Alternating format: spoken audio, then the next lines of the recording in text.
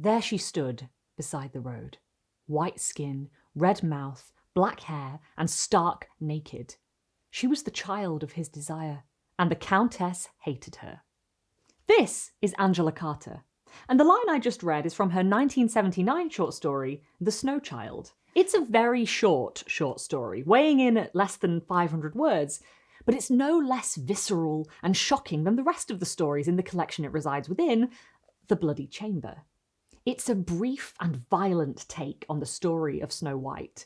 And it should come with a content warning, because it's got some disturbing imagery that will no doubt catch you off guard, so viewer discretion is advised. In this version of Snow White, there's no happily ever after. Before we get stuck in, I'd like to welcome you to this video series. We're doing something a bit different in the next few videos.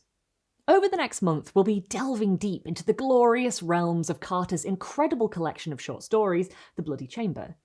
Each week I'll read you a story by candlelight and in true Gothic fashion, and then on the last week I'll treat you to a little close reading that explores the heady, sadistic, shocking and insatiably purple prose that characterises the collection. This format gives you time to have a think about the stories yourself and let me know your analyses, or join us on the Discord for a more in-depth discussion. And make sure you subscribe so you don't miss the other stories and my professional analysis of Carter's glorious prose. So, please, sit back, relax, stare into the light of 1,000 flickering candles, or put your headphones in and close your eyes, and enjoy our first glittering tale, The Snow Child. Midwinter. Invincible, immaculate. The Count and his wife go riding, he on a grey mare, and she on a black one, she wrapped in the glittering pelts of black foxes, and she wore high, black, shining boots with scarlet heels and spurs. Fresh snow fell on snow already fallen. When it ceased, the whole world was white. "I wish I had a girl as white as snow," says the Count. They ride on. They come to a hole in the snow. This hole is filled with blood. He says, "I wish I had a girl as red as blood." So they ride on again.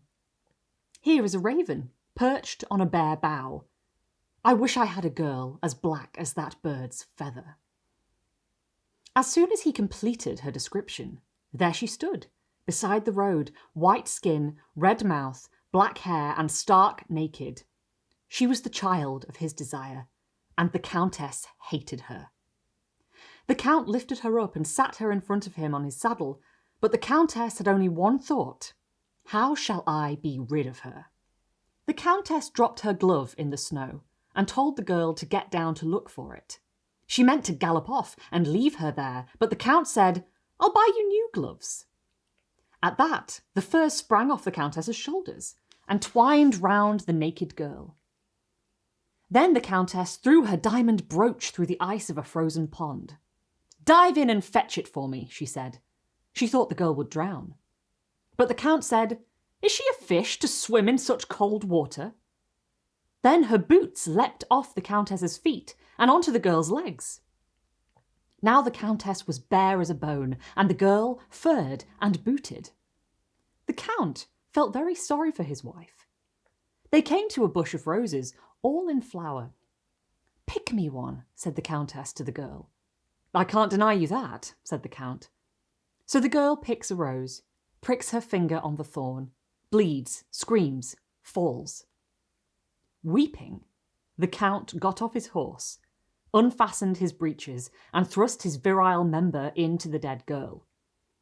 The Countess reined in her stamping mare and watched him narrowly. He was soon finished. Then the girl began to melt.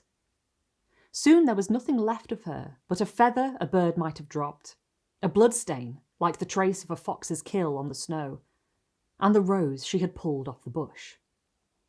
Now the Countess had all her clothes on again. With her long hand she stroked her furs. The Count picked up the rose, bowed and handed it to his wife. When she touched it, she dropped it. "It bites," she said. Has this reading made you eager to delve into more Gothic short stories? If you can't wait for more Angela Carter, learn more about her American Gothic counterpart Shirley Jackson by clicking here next.